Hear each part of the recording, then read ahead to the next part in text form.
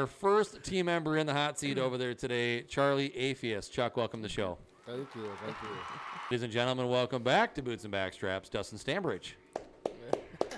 You're not back there to push the button. No, it's okay. It's okay. Studio manager Jill. Jill, how are you? Jill the I'm stripper. good. I'm good. No. Nope. Get off. Our next guest is someone that's probably gotten the least amount of recognition but deserves as much as anyone. I agree. Not only for this show, but for tolerating you. Absolutely. Ladies and gentlemen, our location manager, Tom's wife, one of our favorite people on the planet, Miss Lynne Kitty. Yay!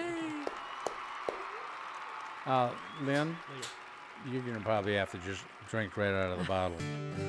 Make sure to like and subscribe, and please hit that bell icon. Stay tuned for more. Boots and Backstraps, brought to you by Homes by Shane and produced by Danny Geo Productions. Boots and Backstraps is proudly brought to you by Homes by Shane. Making your move with the Homes by Shane team means an unparalleled customer service experience. That level of service is the foundation of this referral-based business. Our driven team of experts communicate with their clients every step of the way, ensuring a memorable experience from the first conversation through your closing day. Go to homesbyshane.com for more information. Let's get you home.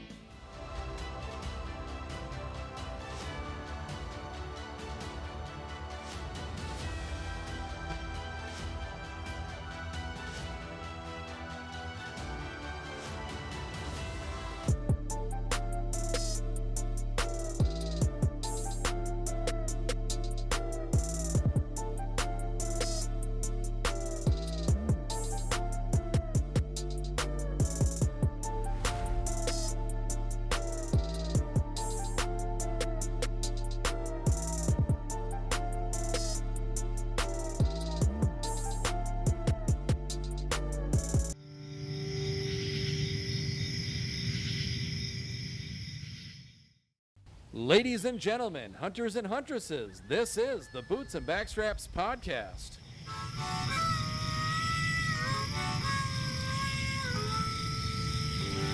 Come on now.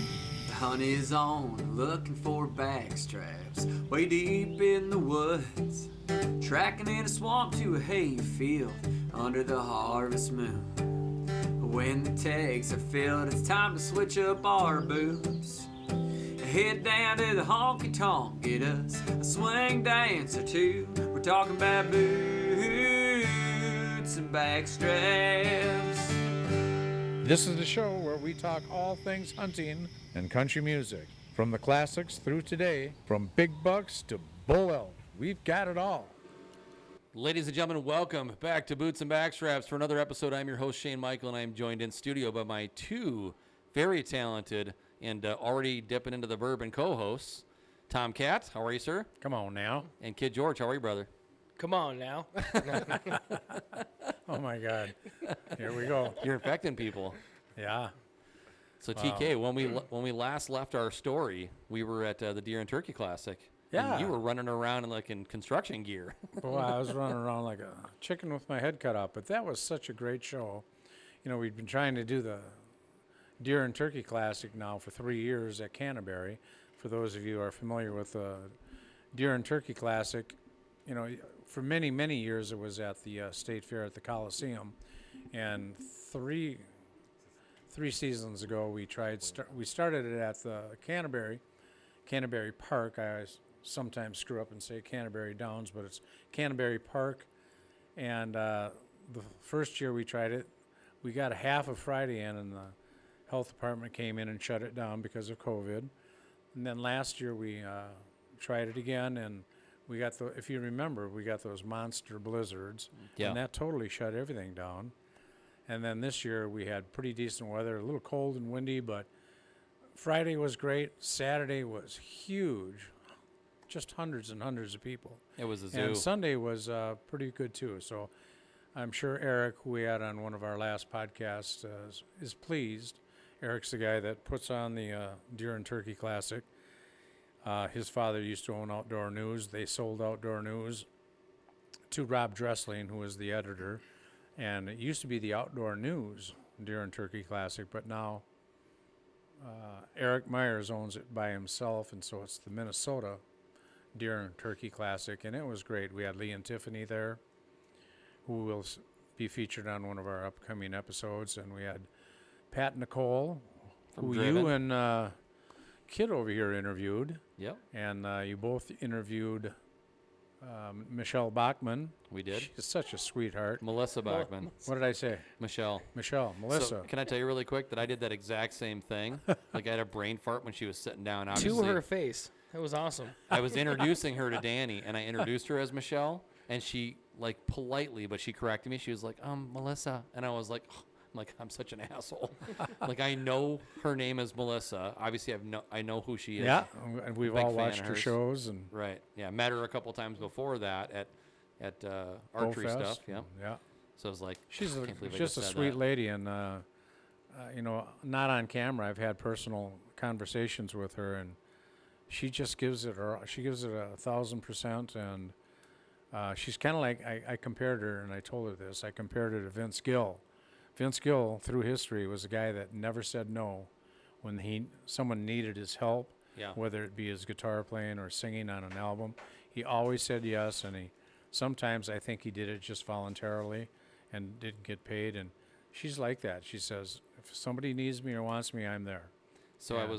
when she was talking with KG and I was complimenting her on her physical conditioning because you couldn't tell with what she was wearing at the show Saturday, but we've seen her when she's out at these archery festivals Right. and she's wearing stuff that's a little more form-fitting, and she's ripped. Like, she's clearly very in shape. She spent a lot of yeah. time in the field. And so I was going to ask her about her exercise regimen, and she didn't even hesitate. She looks at KG and I, and she's like, I don't work out at all. I was like, really? She's like, Diet Mountain Dew and Skittles. Oh, really? I was present when somebody asked her, in one of her shows, she shot a moose, big moose, Yukon moose, and she strapped the antlers to her shoulder, and everyone that saw that on television figured she only walked a few steps for the camera, right? She says, no, I walked that. It wasn't that far, but we had the boat on shore 100 yards away. I walked them antlers all the way to the boat, and I walked all of the meat to the boat as well. So she didn't have anyone else do it for her. And I was like, well, I was on that kind of same page where I thought, well, she just did that for the camera. But she said, no, I walked them all the way over there. Good for her. I'm so impressed with her. She's such a sweet young lady, and if you ever watch her shows, man, she's killing some major league animals, some record book stuff, and I couldn't be happier for her. She had a very awesome conversation about how she met her husband. Yes. So like that was a fun story to listen to. Like it wasn't played out at all like we thought it would. She's married to a game warden. Yep. And like, so did you meet him? Yeah, did you meet him when you were in trouble? Or It's either a ring or the handcuffs. It was a very good story. So I can't wait to hear that because whether you know or not, I was working at the Deer Classic and have been for many, many years, and I was very, very busy. So these guys took over the show, and Danny and the whole crew came out, and they not only got interviews with all the principals, Jeff, the turkey caller, who Jeff just Frederick, yeah. blew my mind. He can put a diaphragm in his mouth and gobble, and you'd swear you're sitting next to a real gobbler gobbling. And then the bear hunter, Jesse. Jesse. Do you guys want to see a Kissimmee. blooper reel from blooper Travis's interviews? Absolutely. Okay. It's pretty great. Travis, just try not to, Yeah. I just No mute color myself. comments. Ready? Kind of. All right, Boots and Backstraps here live at the 2002 Deer and Turkey Classic. 2002? 22. No, start over. Just hold on. All right. I need a doctor. Okay, no, That's our number one scorer. I forgot that's Sean. Sean, yeah. Sorry, I'll leave that for the professionals. Maybe I should start that whole thing over because that wasn't even English. Then he can do a gobble. All right, we'll just leave that up for the professionals. That was pretty awful. Lynne. Gobble. And if you have never been to this, I wanted to say festival. What am I trying to say, Danny? This is the very beginning. This Event? was so awful for me. I'm like, I have no idea what to do. Eventually, I found where they keep the alcohol, and that helped a lot. Well, the other fact is you're not a hunter, so this is everything is brand new to you. Can we get that shirt somewhere? I should ask him. That's fantastic. You guys can go right ahead. I'm just wandering around.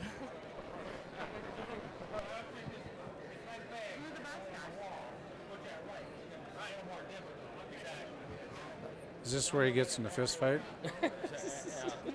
He hits that guy in the head with the beanbag instead of the deal.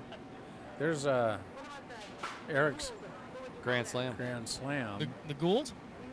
What would I rename that? Oh, that's a chubby mama right there. Yeah, chubby mama turkey. They can be found in eastern United States. You know, I made this up. What if somebody actually goes and looks there? I'm looking for a chubby mama. Yeah, I think hopefully it got better from there because I was wondering. She's like, say this. I'm like, I don't even know what that means. When we actually got to talk to people, it eventually got better because I would start off with, hey, guess what? Not a hunter, new guy on the team, so they're going to send me out to interview people. And then from there, people were very open with, all right, here's what we do, blah, blah, blah. That part was nice. Well, you know, people might just tune into our show just to listen to how many times you mess up during the show. God, it was so bad. In the beginning, I'm like, and Danny's like, just go for it. I'm like, I am going for it. It's just not going well. All right, well, we got to move this thing along here, Yeah. you knuckleheads. So we're going to start by going into our Whiskey of the Week segment. This Talking week. to you and you. Yeah, I'm talking to you especially there, Dad. So this week I did bring Buffalo Trace, and there's a few reasons I brought this Buffalo Trace. This is not what you would consider to be a premium whiskey, in that it's not a super expensive whiskey.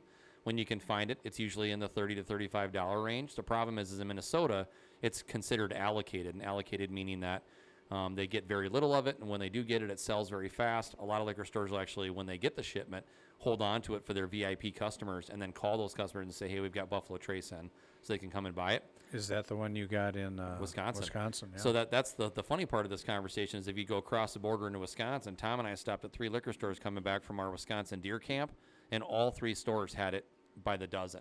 They had lots of bottles of it. So I ended up buying 4 bottles while we were out there because it's one of my favorite whiskeys and one of my favorite bourbons ever. So Buffalo Trace is the most popular bourbon distillery in the world. It's unbelievably popular. Anything that they make, basically, you can't keep on a shelf in Minnesota especially, but in most markets in the U.S., anything they make just flies off the shelf. When you say the most popular in the United States, Yep. you know, I think of brands like Jack Daniels and, Jim Beam's not really a bourbon. Yep. Or do I have that backwards? No, they're both bourbons. Jack Okay. Daniels is bourbon and Jim Beam But is one also of them is bourbon. not made in Tennessee, Jim Beam is made in Kentucky. Kentucky. Yep, and Jack Daniels is made in Tennessee. Right. Anyway, so you say that because I think most people would hear that statement and they would say, most popular? Yeah, So- most popular by sales Okay. and recognition for the variety in their brands. Okay.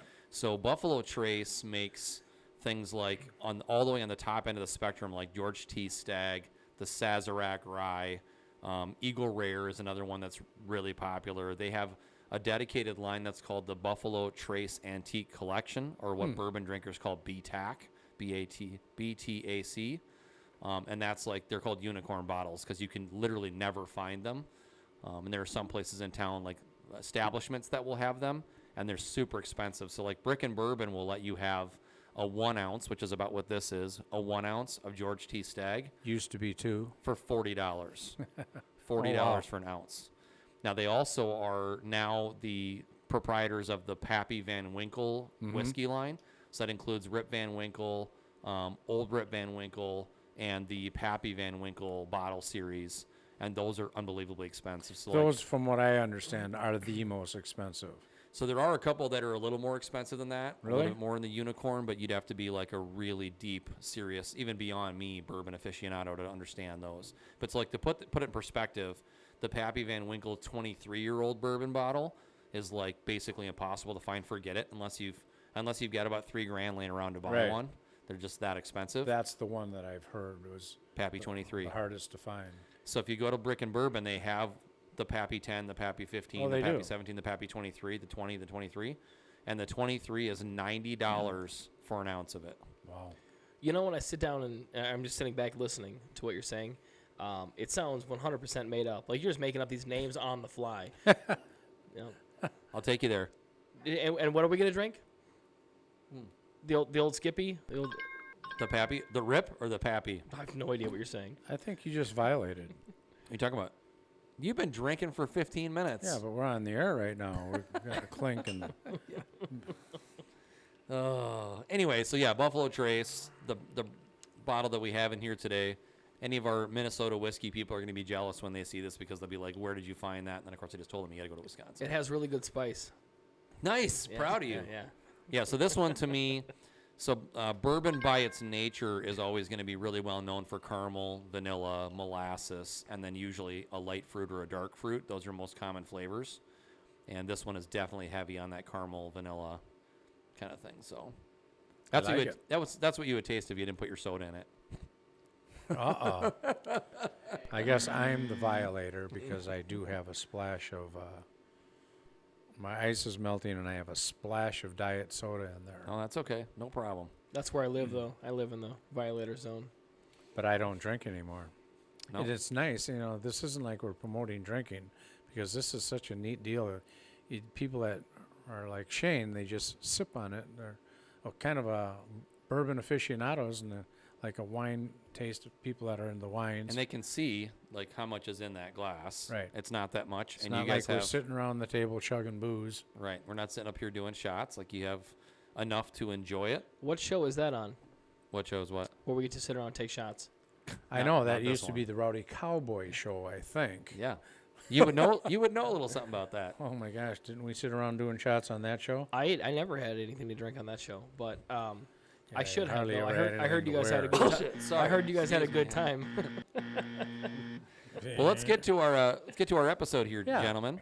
You're the quarterback. I am the quarterback, so I'm If we bringing start this, drifting, you just reel us down. everybody back to the huddle. I thought you retired. Gotta You're back in now. I got to call the play. All right. All right. So today, boys. Go, Tom Brady. Yeah. Tom Brady.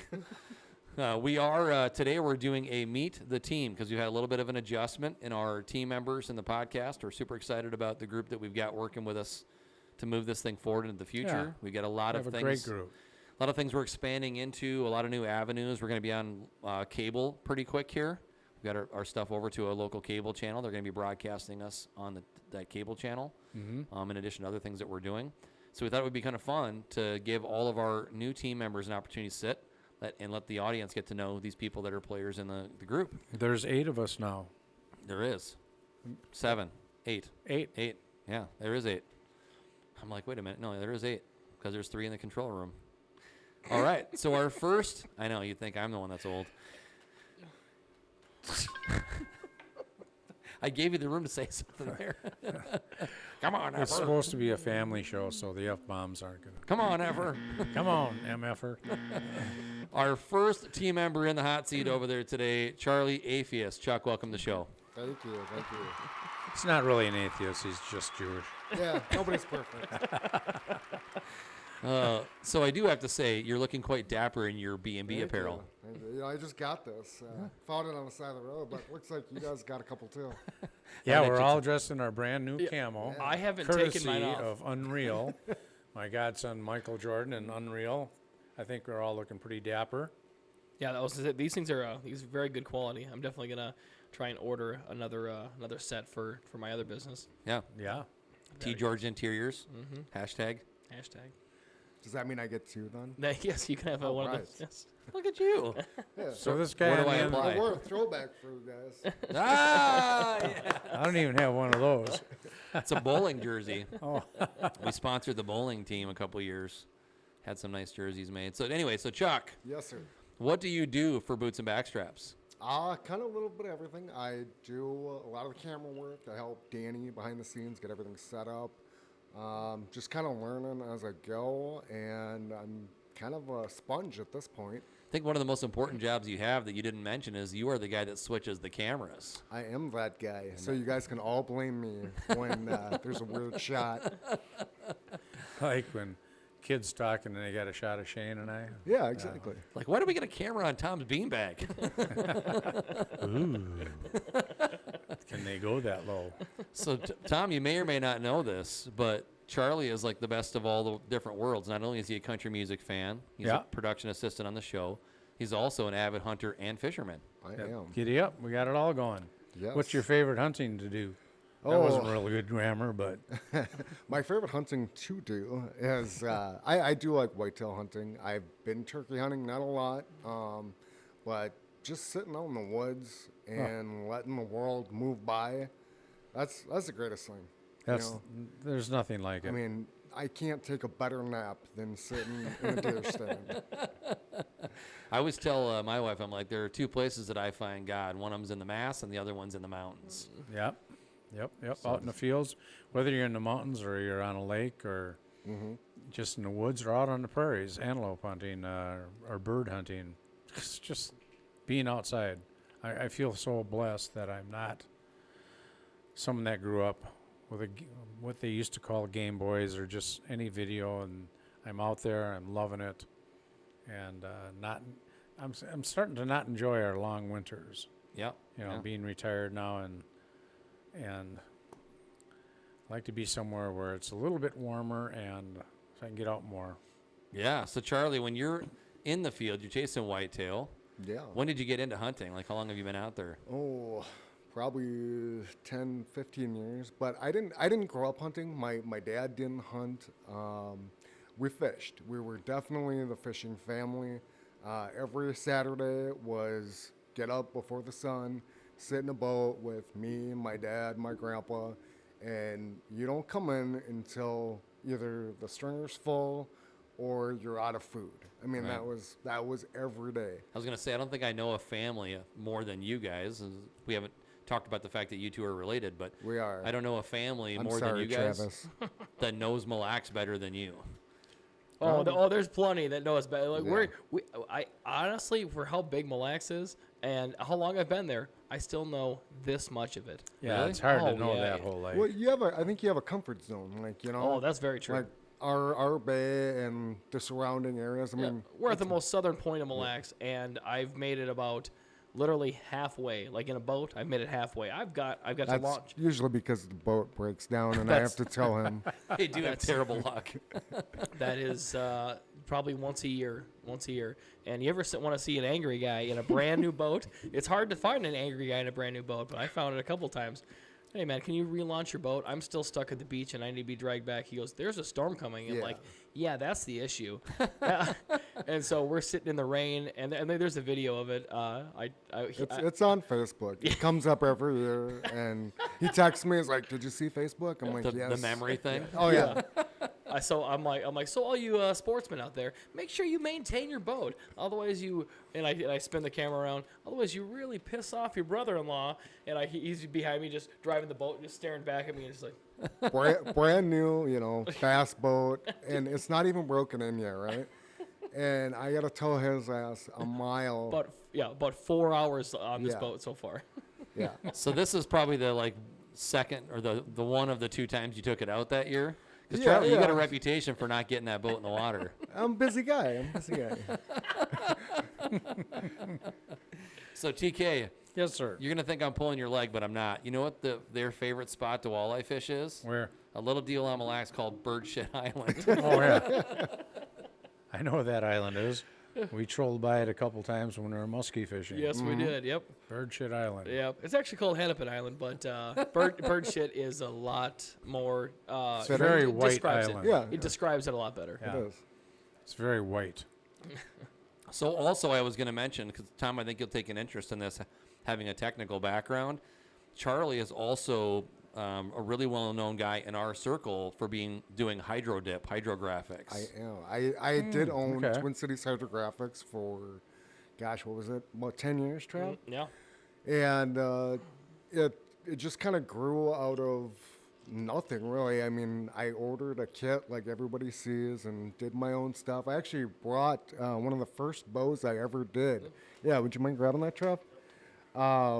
And it kind of just spiraled into a business, and I did it on the side for many, So many you years. dipped that bow?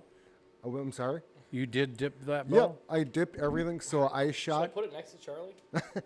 Let Tom It's see it going to look first. huge next to me. It's because you zoomed Trav. in. Oh, there Trav, we let go. Tom see it first. So yeah, I used to shoot competitively for a local archery shop and Which one? Midwest Archery. They're out of Monticello for okay. about 5-6 years. Got to know those guys well, and I had. Looks great. Thank you. It's probably 10 years old by now. Little faded, little worn. I told Travis he could shoot it if he'd ever get into bow. I'm working on it. They hurt me so bad because I don't know how to shoot it Well, properly. you got to get fitted, man. Yeah. You can go ahead and put that back. But so yeah, I did a lot of bows, a lot of firearms, a bunch of car parts. It was just kind of a calling, I think, and the artistic value I really liked. And then it just got to a point where one-man show, I couldn't do. These big companies were trying to get me to do big runs, and I just couldn't keep up with it. And Because you did some fishing equipment too, didn't you? yeah, I actually do make. I don't make the blanks, but any crankbaits we did. Me and Trav did a bunch of musky lures together. Which are like 10 pounds each. Yeah. It's like throwing one of your kids That out little there. white dog of ours, that new little white dog. Yeah. She'd be a good muskie bait. She would be. Yeah, she's a fast little thing, man. She's real fast. She'd be in the water. It's a big fish. I mean, I love the little white dog, but I mean, that size animal, whatever. You can tell how much he loves the little white dog and that he knows the dog's name, but he always calls it little white dog. That's right. He just learned my name like 10 minutes ago. That's true. so- You know, I guess that's never mind. It's not important. Not important. Yeah. So anyway, I actually had Charlie eons ago when I think Emily and I were just engaged at the time. Yeah. But I had him dip a PVC. So, there where we did go. you find those, Danny Danielle? George. The magical power internet. I guess. Beautiful. Hi, Dustin. Hello. Yeah. Dustin will be up here pretty soon. He's another new member of our staff. We had this problem where Emily would always leave her curling iron or straightener or flattener or whatever the hell they call them, all the different hair stuff, on the vanity. Yep. And I would never know if it was plugged in or not plugged in, and Right. you could get burned. So I had Charlie dip a PVC, basically 3-way, like Y Yep. on it, Yep, so she yep. could put the things in there Oh, yeah. and let them sit on the counter and cool. And so he dipped it in pink camo. It was pretty cool. Should market that. Yeah. Save husbands from grabbing their wives' hot curling irons. I think we've all been there. Right. Exactly. I Oh, think just an organization spot too. That's otherwise they all just get shoved in a drawer. Someone listening is going to market that. They're going to patent it. And you're going to go, You're welcome. we should have done that. Okay, let's get Charlie out of here. Wow, that was quick. Yep, we got to roll through the team. So, Charlie, thanks for taking a few minutes to sit with us. You're welcome. This was fun, guys. Yeah. Hopefully you get back out of the booth and come do this again. Yeah. So, folks, make sure you tune in to our episodes because you will see Charlie in some footage with the fishing that we have coming up this spring and summer. Yeah, I think me and Trav got some musky stuff planned. and- Yep. Perfect. So Charlie, it is can great you to catch have you on walleyes on board. Mille Lacs now? Thank you. Thank You you. bet. for me. You can always catch them. You just can't keep them. I don't know. Who knows this year? Who knows? It changes so often.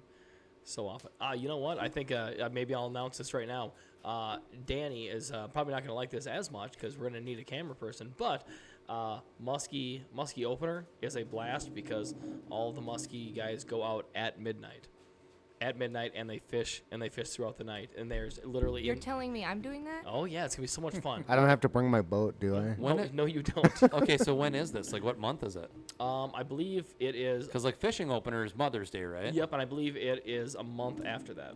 Okay, so June sometime. Yeah, I believe. Father's Wow. Day-ish. Quit touching the bottle.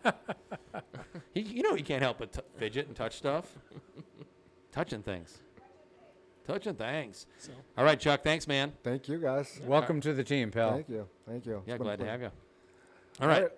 So, boys, while we wait for our next guest to come over and sit down, let's. We're not gonna do a commercial break. No commercial breaks. Just go roll. Roll. Let's do a little clink and drink, shall we? Yeah, I've run out. Uh-oh. Oh, remember the time we gotta switch hands? We're not good at this.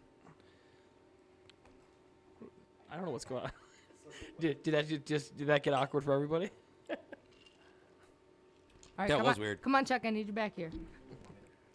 He's over there playing on his phone. Now, back on the clock, young man. Back on the clock. So Travis, that the Deer and Turkey Classic must have been.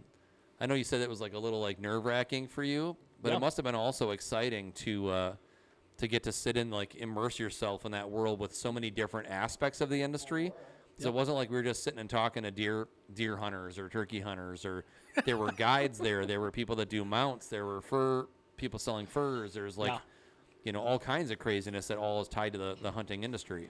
I actually had to ask a semi-serious question, mostly not serious, but I had to ask it when you and I were wandering through. And we went by, like, it's the moose booth where you go on moose hunts, and then there's the deer, and then I'm like, and then there's a bald eagle. I'm like, you can hunt bald eagle? It was hilarious. Shane's like, no, you can't. I'm like, all right. If you notice, Charlie walked right in front of the camera when you guys were talking. We do what we got to do, all right? That's fine. Remember when that guy walked through the first interview we did at the Classic? This guy was trying to get around. And, He and, walked right through the set. And he was like, I'm just going to sneak through here. And at that point, I was like, okay. Like, I mean, he was already there. I was like, just go, man. Yeah. Photo bombing. We have our next guest, and he's actually had a feature episode on Boots and Backstraps. Yep. Ladies and gentlemen, welcome back to Boots and Backstraps, Dustin Stambridge. You're not back there to push the button. No, it's okay. It's okay. So, Dustin and I, we're in an archery league. Mm-hmm. God, it has to be 15 years now, doesn't it? At least 15, 20? 20 years. 25, maybe? Oh, my gosh. It's been quite some time, yes. It used to be up in Forest Lake. Since he was 60? That's amazing. I'm tempted. I'm trying to be a better Christian, so. So, Dustin, good to have you on the team, man. It's good to be back. Good to be back. Tell the folks what you do here with us. Well, as the previous guest mentioned, I am a sponge right now. I'm still learning the ropes and stuff like that. I am going to be the Mr. Internet Guru. Hopefully, everything I find on the internet is going to be truthful. Oh, you can't put lies on the internet. That's true. I read that on the It's internet. got to be true. I saw it on the internet. Yeah, I want to be a sarcastic joke man in the back room as well too. I want to push Tom's buttons and the sound effects. Yeah, and the sound effects. There's a few sound effects I want to get. I want to get like the crickets that was from real, taping a couple weeks back. I want to get the crickets back. Yeah, the crickets I want to are get nice. A yawning sound effect. There's a few of them that I want to get just to spice up that things. yawning one might get overused. So yeah, no doubt. Come on, say something interesting. Multiple times an episode. So yeah, so for the folks that are listening and are not maybe as tech savvy, that what he's referring to is a thing called a button bar, and it's got some shortcut buttons that you can press on a tablet that will just initiate a sound effect. So Dustin's back there and paying close attention to the episodes, so that when something funny or boring, as you just mentioned, happens, he can get a sounder in there and add What to does the the entertainment. bike bell indicate? Bike bell? We're supposed to take a sip. Yep. Oh, is that what that? Yeah, it's kind of I like keep hearing it. how they train rats. Like if they ring a bell, they all run for the food. They're just gonna train us that every time we hear that noise. That's why my mom had a bike bell in the kitchen. For food, Yeah. for food Well, or whiskey. It's not necessarily a bike bell for whiskey. It's a chime, kind of. It is a chime. Yep, for sure. Okay, All right, Dustin. so how long? So you're a hunter. How long? Yes. When did you start? Like at what age? 12 or 13 is the one and only year that I did shotgun. Everything else after that was archery. Okay. I did take an absence from archery hunting for, I believe it was right around like 16, 17 years. I just walked away from archery altogether. Right in the Was middle. it that long? Yeah. Yep. 16 or 17 Yeah, years? 16, 17 years, just walked away from archery. Oh my The gosh. previous taping that we did, Frank Walsh is the one that got me back into it, shooting leagues at Wild River that unfortunately is no longer there up in North Branch. I mean, ended up getting back into whitetail hunting 3 years ago and was finally able to take my first one last fall. Oh, really? Finally, yep. The ripe age of 42, and I was able to finally harvest a whitetail. So. Well, you're an excellent, excellent archer. There's no doubt about it.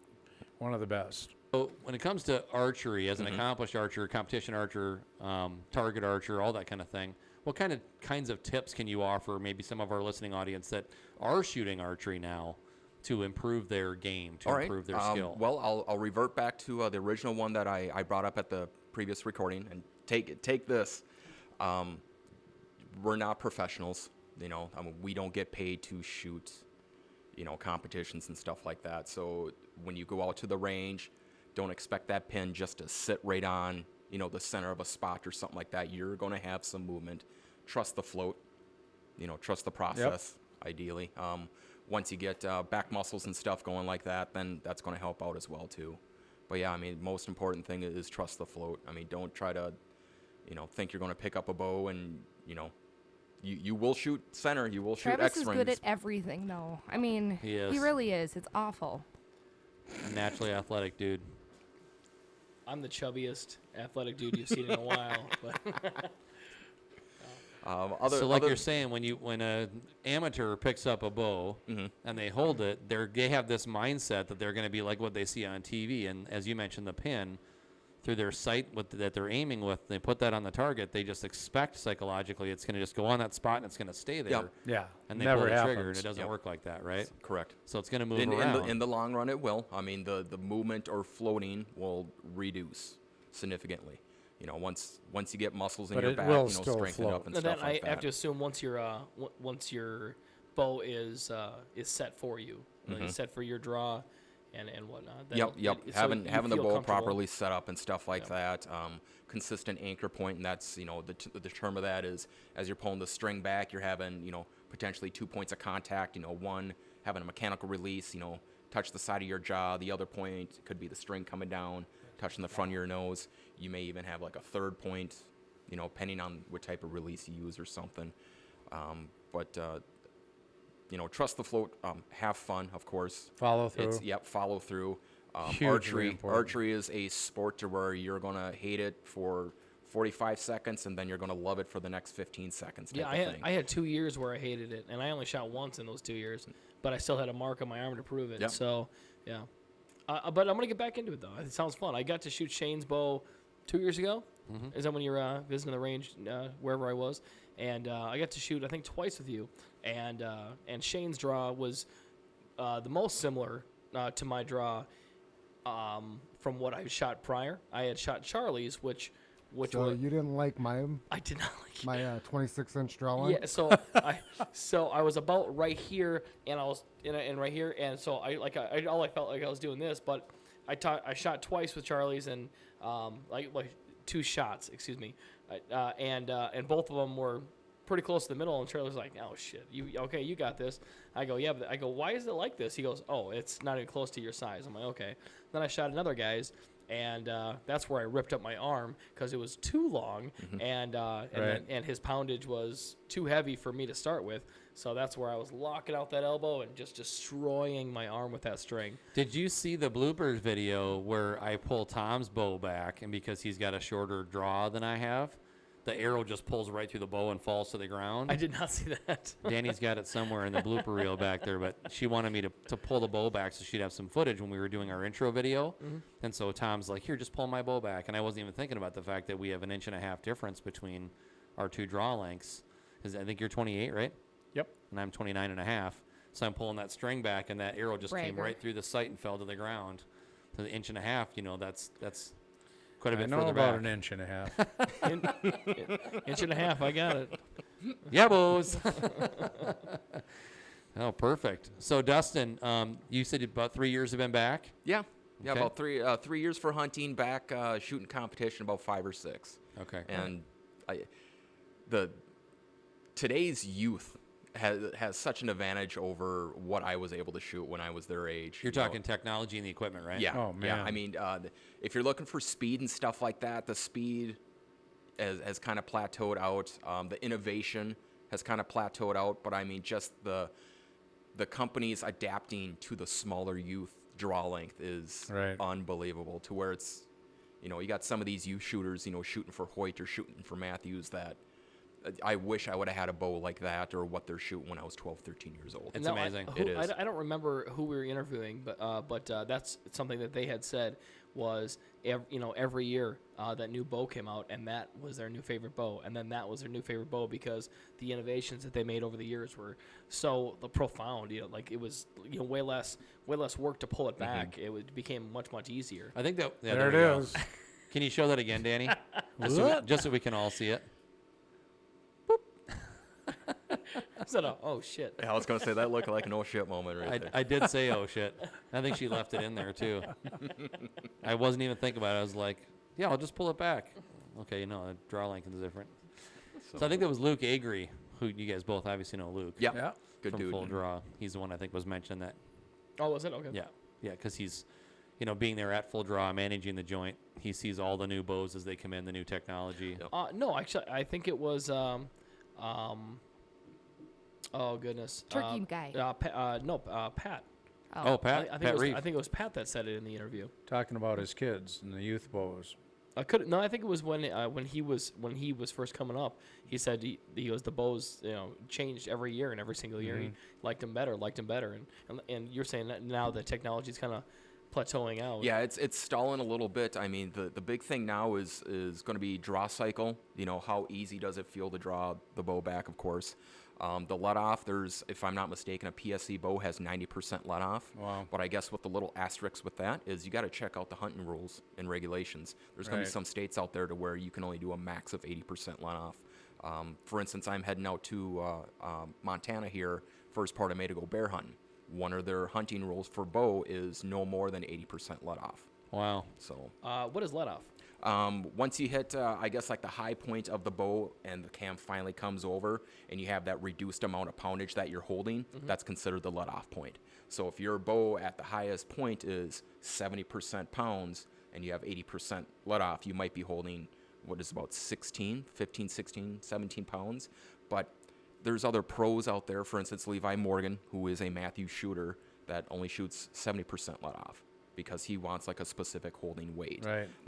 There could be other archers or target archers, Jesse Broadwater, Chris Perkins, Paige Pierce, Tate Morgan. They may want more of like a heavier holding weight. So even though if they have a 70%, let off bow, they're going to configure the strings and cables to make it, 66% let off or something like that. So that bow that you were just holding, say it's set at 65 pounds, you're pulling 65, then all of a sudden, whoop, Yes. Yep. now you're only holding like 15, 20 pounds. That's the let off. Gotcha. They call it the back wall. Yep. Well, the back wall is all the way back and keeping it there. Yep, that holding spot. All right, Dustin. Welcome Thank to you, the sir. crew. Well, thanks for having me here. Like, as mentioned, this was one of those dreams kind of growing up as a kid, was trying to be in the whole, radio media thing and stuff like that. So, yeah, and this is definitely the most current rendition of the media and stuff like that. Prost, my friend. Yeah, You welcome. were good at it. Even though it's bourbon. But. Yeah. Thanks for bringing the chili last week too, man. I was bragging about it the last time we filmed a couple weeks back. I was bragging about it to everybody. I was like, this chili was so good. I was bragging about it for the next 2 days, but only when I was by myself in the bathroom. It's like, why is he crying in the bathroom? Baby wet naps were used. Is that what you're saying? The chili was so awesome. It had that good spice. Yes. All right, Dustin, you're out of here, buddy. I am out of here. Thanks again, fellas. Glad to be part of the team, and let's get keep back this in train there on the rolling. sound effects. Yes, excellent. Oh. So Levi Morgan, you mentioned Levi Morgan when he was sitting. What an impressive archer that guy is. And what a great guy he is. Yeah, very nice dude. World champion, I don't know, 12, 13, 14 times, maybe even more. So the average arrow that you buy, if you're a serious hunter or target archer, is going to be $15 to $20 an arrow. I mean, that's expensive, but that's about what they're paying. Levi pays like $100 an arrow for his. Levi doesn't pay anything for his. Let me That's say what they're worth. Value, yeah. So he's a guy that can hit a target that is about the size of a dime at 100 yards. And the average archer couldn't hit that from 20 yards. So that's just like, he probably, how many arrows do you think he shoots a day, TK? I interviewed him once, and I think he said he does 3 sessions a day, at least 100 arrows a session. 300 shots a day.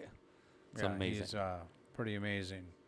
And that in itself, you get to a point where you're so good, but that in itself, what a discipline that is. That's something I don't think I could do. Right. Well, anybody that is an elite in their sport, Yeah, you have to. The amount of time that goes into it is absolutely phenomenal. Hi, Joel. Like they put in so much time, and on top of that, the natural ability that they start with before all that time is put in there is. I guess the same question would apply to Tiger Woods. How many swings do you take a day? Right. Hundreds for sure. I'm pretty excited about our next guest. I bet you She's are. very colorful. Oh boy, here we go. We're going to give her a second to get her drink poured, and then we'll start talking to her. Oh, she's going stiff, She's boys. also a Jew. She's going stiff. She's also I am 0.03%, and I own it. That counts. I own it. I'm keeping the whiskey down here by me. Just like that. Okay. Fair enough. All right, ladies and gentlemen, this next guest or next person to sit in, next crew member, team member, is not new to the show. She's been with us literally since day one. Mm-hmm. And this is her first time on camera with us. Studio manager Jill. Jill, how are you? Jill the I'm stripper. I'm good. No. Nope. Get off. I said that when someone else was saying something, so they didn't hear me. That's good. That's good. Jill's a You have a microphone. Everybody heard you. Jill the stripper. Oh, we heard it. No, Thanks for repeating it. Not a stripper, just full disclosure. No, Not a stripper. Not a stripper. never has been, for the record. Never has been, never will be. kind Just of. Well, at least- a professional dancer at one point, but not naked. Yes. Go-go style with clothes on. Not totally naked. That's for her private shows only. Get in line. All right? Okay. You got to put a ring on it to get that dance. Danny's next. So Woo woo. Whoop. Absolutely. Jill, it's great to have you on camera because you have been an integral part of our podcast. We've been doing this for over a year now, right? Well over a year. And I don't know how many episodes we've got out there, but It was September of 2020 that this thing started, and we started filming at the end of January 2021. wow. So it's been a year and a half since we started the project. What I have to say about Jill is that what I really notice about her, she does a lot and she doesn't ask. She just gets in there and she gets it done. Yep. And no one needs to tell her what to do. And if you do ask her to do something, man, she's all over it. She's a real team player, and that's very much appreciated. well, thank you. I appreciate that. Yeah. It's So a tell fun team to be a part of for sure. Tell people how what you do. long, Yeah, how long have you been bow hunting? How long have I been bow hunting? Yes. I've shot a bow once, but I'm trying to get all over that. So a couple years. I All definitely right. want a bow. She's got that voice, too. She that does. Smoky, It's raspy, a little deeper today. pole Were you up late last night? swinging voice. No, it's up early. Swinging with- Oh, boy. So, Jill, what do you tell, because people are obviously wanting to know, okay, this is Jill. She's our studio manager. What does that mean? What do you do for the show? Kind of like everybody. I mean, everybody kind of does a lot of different things. Initially, I connect with the guests, whether hunting or country music. I get media from them. I get the media into a shared drive with Danny. So all the stuff that you see pop up on TV or on, if you guys are watching on YouTube, all those fun photos and stuff. I get that from the guests, and she throws them up. And then, obviously getting them the address and making that connection. And then all the social media and marketing is also what I take care of. So things you guys are seeing posted, I take care of all that. You do a lot. Instagram, all the things. You do a So lot. I painted this table actually as well. Just had to point that out. Kitty up. She did. Yeah, Handy woman over here. she literally does everything. She's probably got more tasks and a variety of tasks than anybody else that works with the show. It's fun.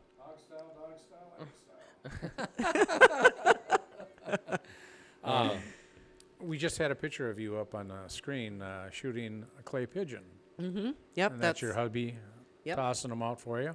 Yep. He was chucking them up. We're up in Nashwauk at the cabin. Got Oh, 100 yeah. acres up there. And So you do that often?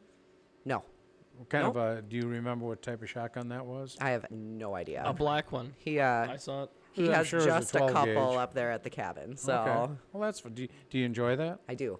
Oh, It's good. a lot of fun. Did you actually hit the pigeon? We did. Great. Both of us did. It was a blast. I'm excited to do it again. I got a picture here of Jill's biggest catch. Right here. Oh, That's Recent. much. Right there. That's my man. when was that one from? That was just within the last few months. We went to a what are they called? Bed and They're breakfast. like the hidden Speakeasy. speakeasy. Thank you. It was in Anoka, the hardware store. Okay. Great place, good drinks.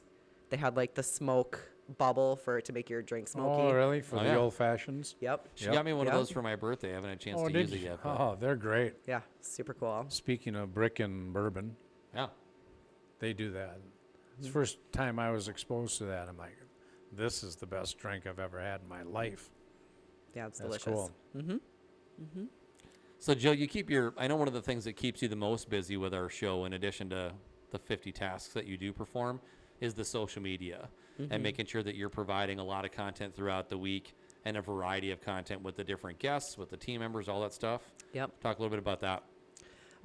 It's definitely a process with all the different social media platforms that we're on, between Twitter and Instagram and Facebook, all having different requirements for their posts and how long their videos can be. And I know both me and Danny know the challenge with that.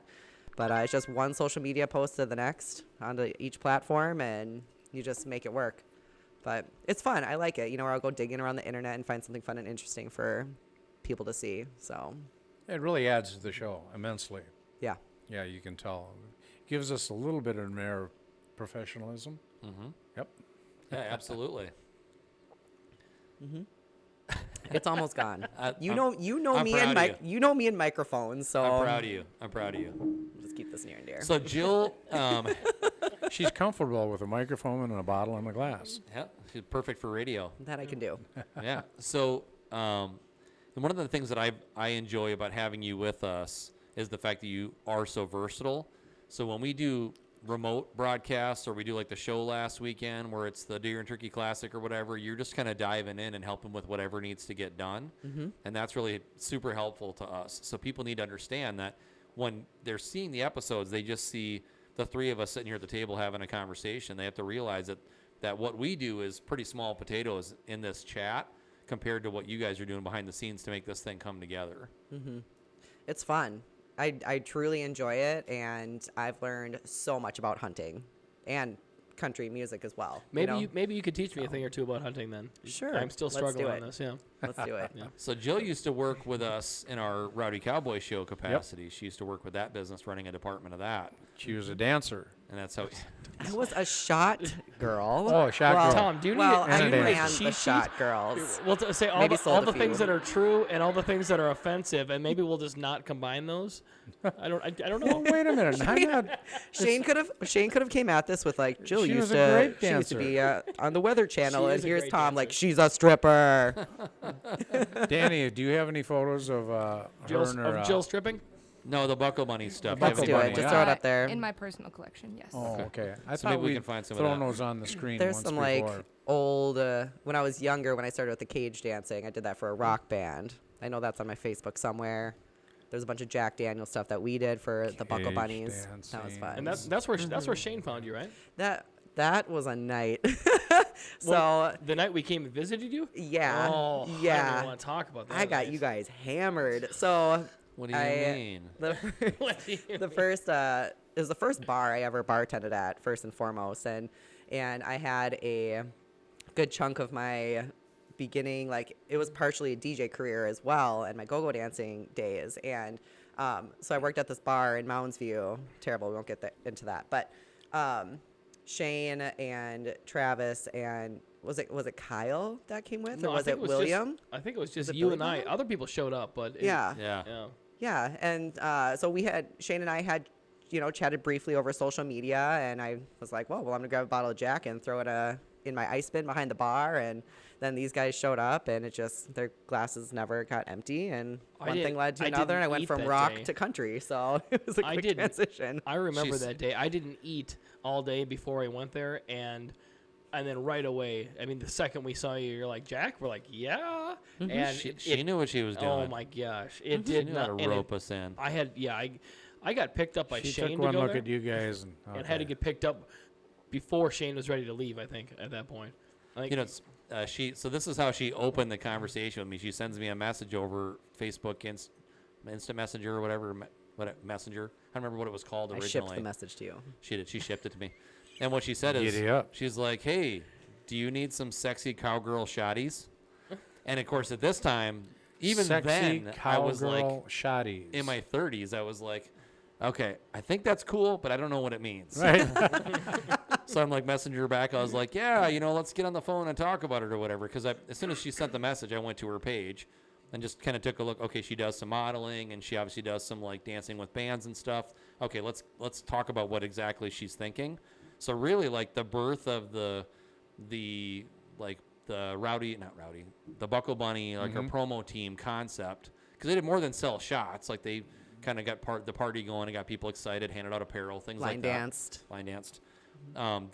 was really sort of like something that came from her to begin with, and then she and I put looky it here, together. looky here, looky Oh, here. I was blonde then too. Come on, come on, come on. So that's out west, wasn't that one out? Oh, here we go. That's our first actual photo shoot for the Buckle Bunnies. Mm-hmm. All Oh, right. we were there together. Yes. You and I, Travis. That was our rock jam. Yeah, I think you can see me in the background. Probably. Yeah. Ashley and Amber and me Jill. and Kenny. Uh-huh. That was fun. That was a huge runway Where that was we got that? to dance on. Oh yeah, that was Rock Jam out in Colorado. Oh. And they actually our very first night we got to open up for Locash, which was Locash Cowboys. Right. Yep. And so we had to hang out backstage before the whole show started, and we're talking to them and listening to their sound check, and the girls walk up all gussied up like that, and oh my gosh, right away. Kenny and I, who were doing the conversation with them, shifted right away from us and only onto the girls, and we're just like, okay, yeah, we'll go stand by the girls. They're with us. You know? We brought them. Yes.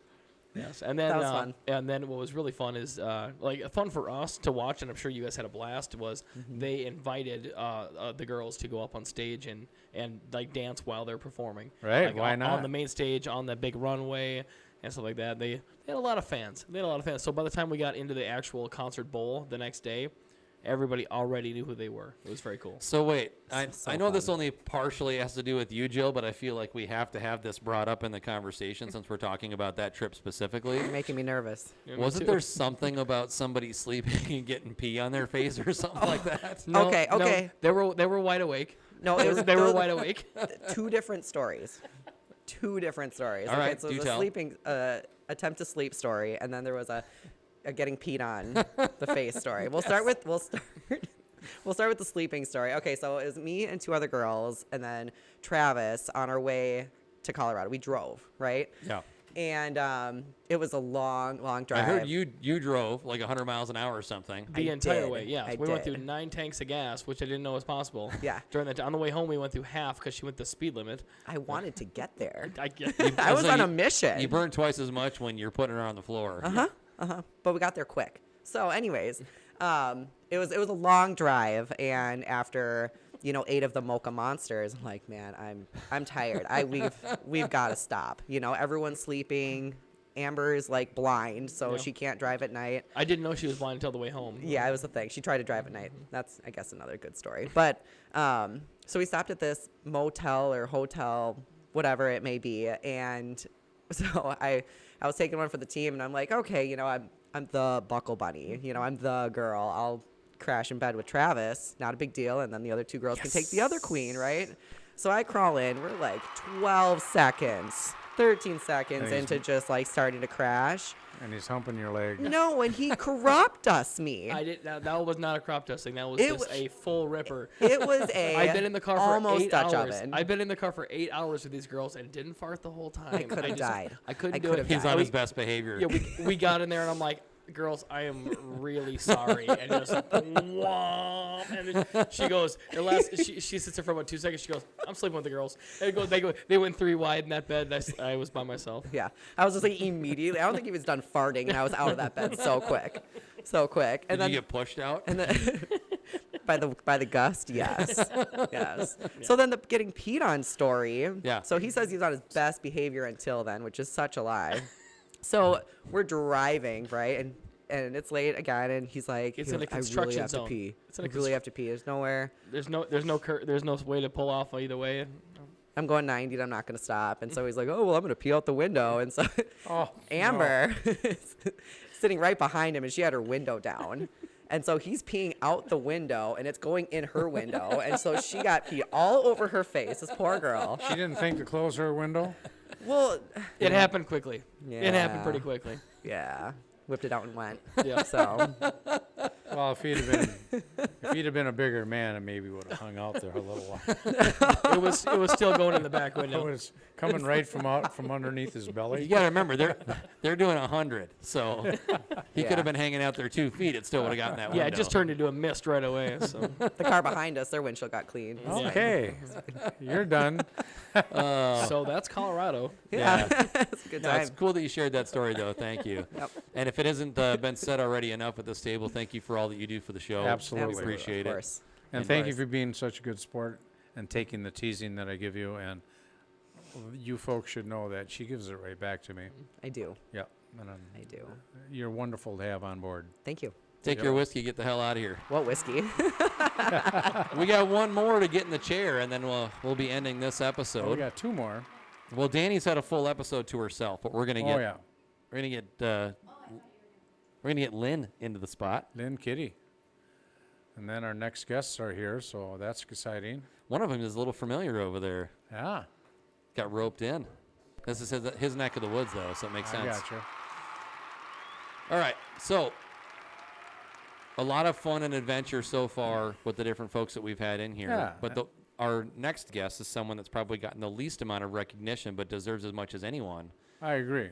Not only for this show, but for tolerating you. Absolutely. Ladies and gentlemen, our location manager, Tom's wife, one of our favorite people on the planet, Miss Lynne Kitty. Yay! Lynne, you're going to probably have to just drink right out of the bottle like usual. That's not wine. Yeah, she likes bourbon too. Oh, I didn't know that. Yeah. Oh, fantastic. Are you having some? No. Okay. So, Lynne, you're. Hi. Hi. Hi. Hi. Tell everybody what you do with and for us. Okay, so I am the location manager. Right. So I just make sure we have lots of food to eat and that there's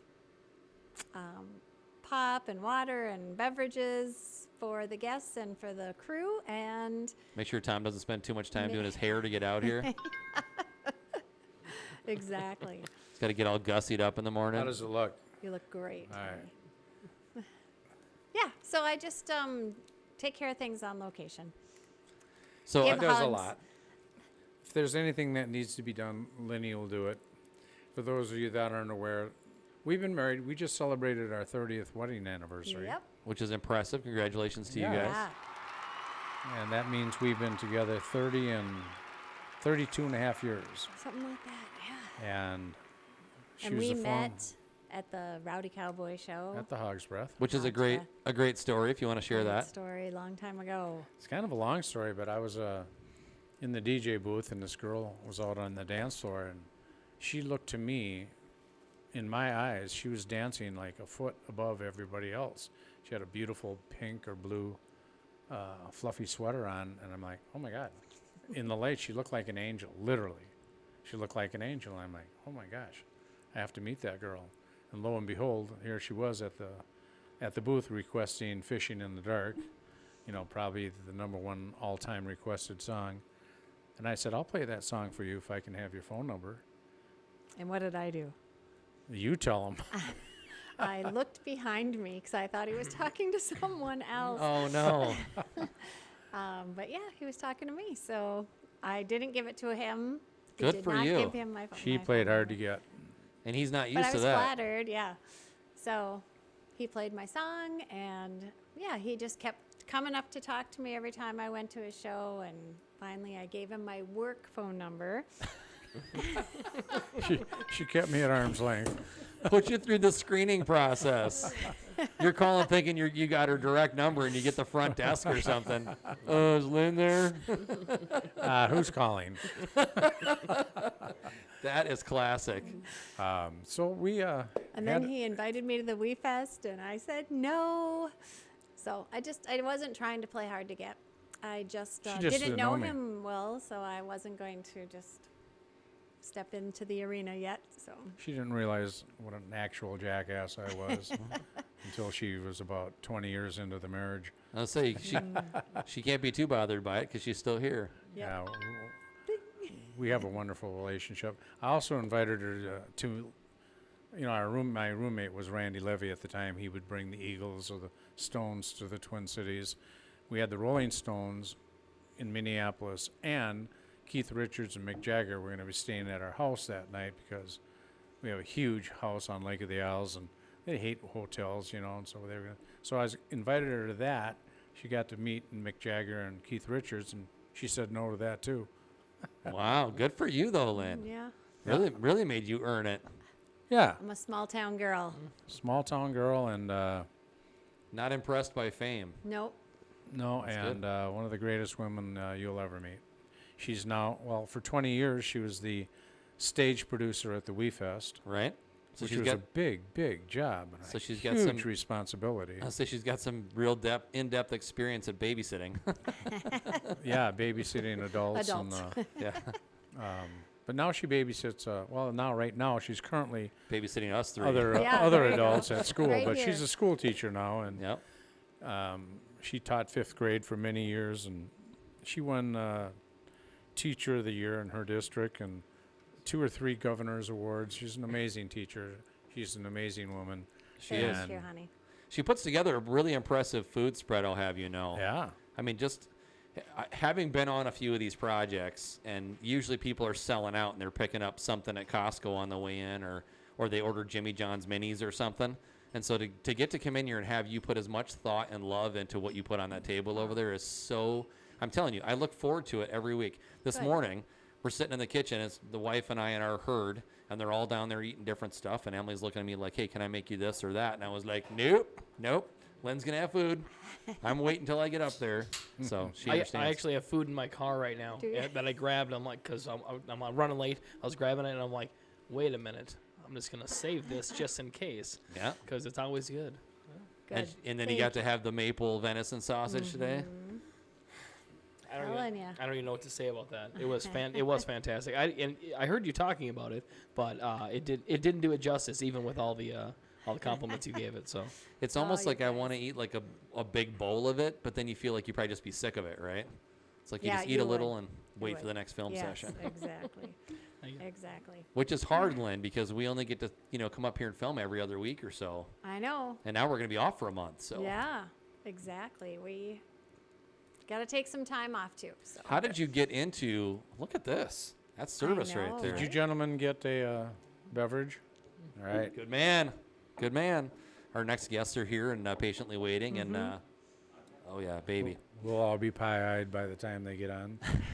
that's when the real questions start. Lynn, how did you get into production and that whole thing? At the Wee Fest? Yeah.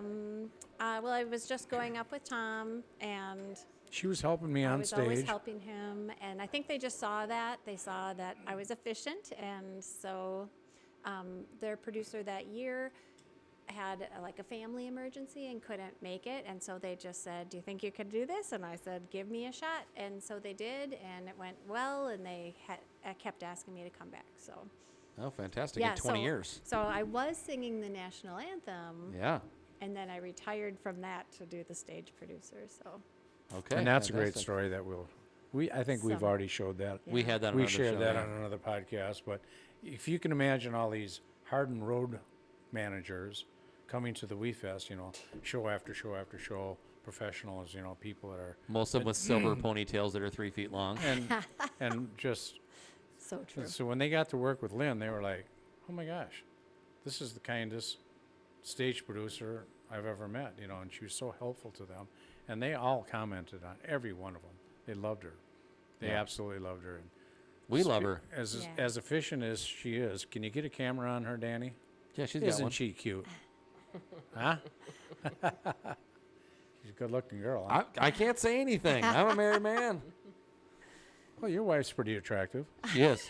and I'm I married. think she's gorgeous. We're both doing pretty well for each other, I would say. I'll kick in our coverage. Oh, You've no all doubt heard about it before. No doubt about it. All right, guys. Love you. I love you. I Do you love see you th- all. Do you see that she just pushed us like, hey guys, this is what we're supposed to be doing. Move on. Let's move Yep. on. All right, so We you got- you stay there. We'll just Okay. wrap it up with you in the hot seat over Sounds there. good. Okay. Yeah. Oh, Are you ready? I am ready. Okay, thanks for tuning in this week, everybody, to another episode of Boots and Backstraps. Don't forget to send your questions, comments, and snide remarks to bootsandbackstrapspodcast@gmail.com. Tomcat. Thank you for tuning in, everybody. And whether you're out there belting out your favorite country song or out there pursuing your favorite game animal, I encourage you to use that same passion to pursue the Lord. He'll teach you to shoot straight. Thanks for watching. Come on now.